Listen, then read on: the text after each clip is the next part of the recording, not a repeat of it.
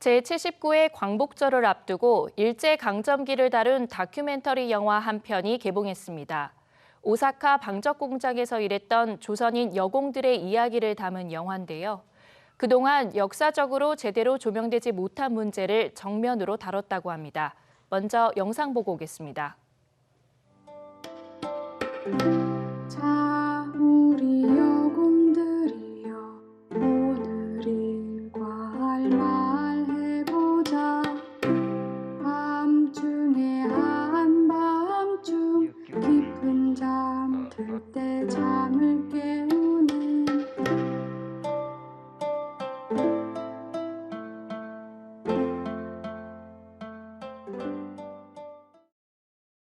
영화 조선인 여공의 노래를 연출한 이원식 감독과 좀 더 자세한 이야기 나눠보겠습니다. 감독님 어서 오세요. 네.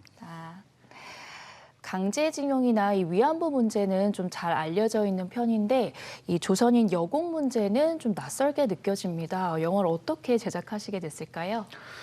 처음에 2017년쯤에 오사카로 출장을 가게 됐었는데요. 그곳에 하루키 중학교라는 곳을 방문하게 됐습니다.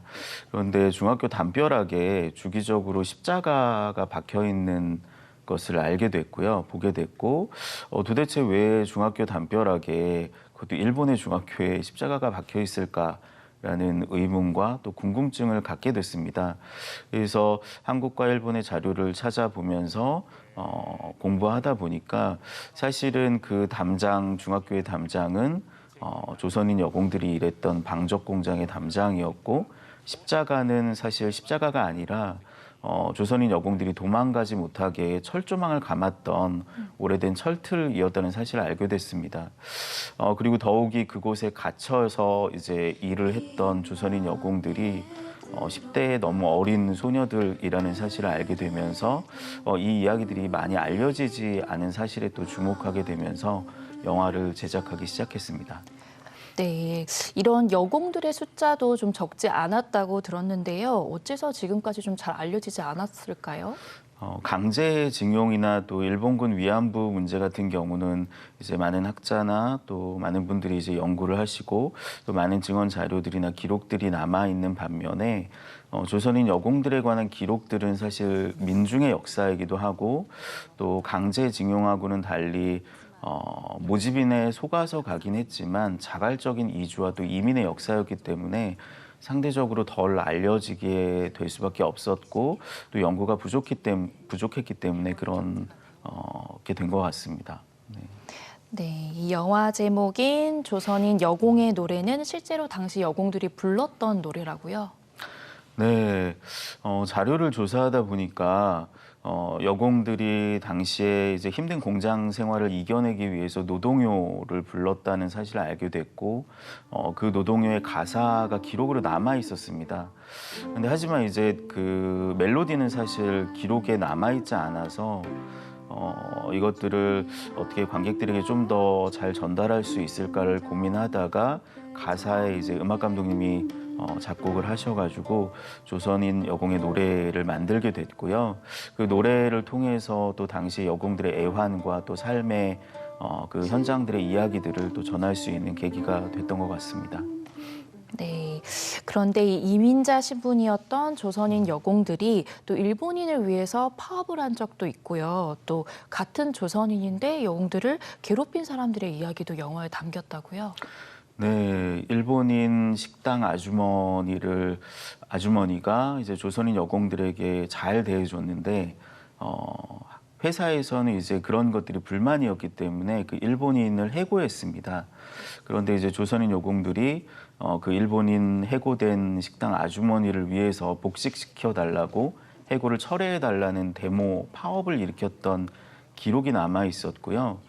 또 반면에 또 상해회라는 친일 단체의 조선인 남성들이 또 조선인 여공들을 핍박하고 그들의 이제 월급을 강제로 공제하고 또 성폭력 등을 일삼았다는 기록들을 알게 됐는데요.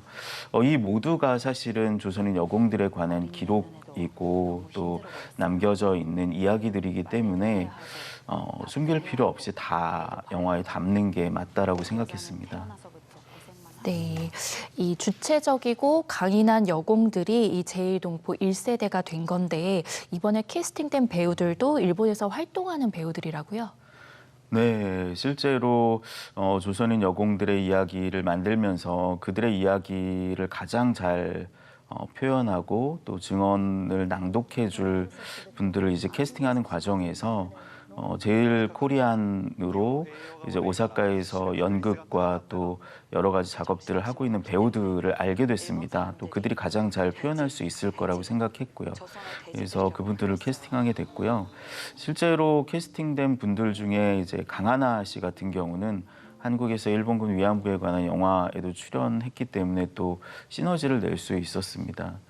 또 한편으로는 이제 영화 속에서 과거의 여공과 또 현재의 프리젠터가 만나는 장면들을 이제 표현할 때 또 특별히 더 제일 코리안이기 때문에 더 잘 표현할 수 있었던 것 같습니다.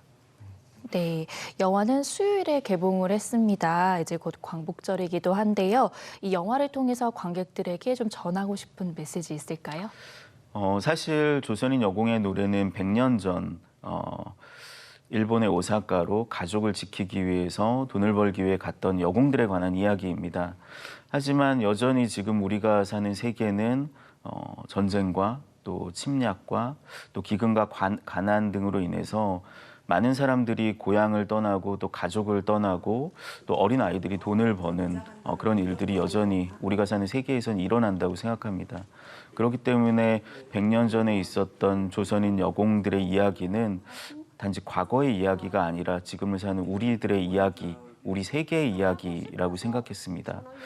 또 조선인 여공들을 만들면서 많은 할머니들을 만나게 됐는데 그분들이 가족을 지키고 또 긍정적인 삶의 자세로 그 낯선 땅에서 이국에서 성실하게 또 긍정적으로 살아온 그 삶을 통해서 힘들고 지친 지금의 한국 사회에서 관객들이 많은 희망과 위로를 받았으면 좋겠다라고 생각합니다. 또 영화가 이제 전체 관람가인데요. 그래서 광복절 기간에 또 가족이 함께 영화를 보시면 또 뜻깊은 시간이 될 수 있을 거라고 생각합니다. 네, 기억되지 못하고 역사 속에서 잊혀져간 이 조선인 여공들의 이야기, 다가오는 광복절에 함께 되돌아볼 수 있으면 좋겠습니다. 감독님, 오늘 말씀 고맙습니다. 네, 감사합니다.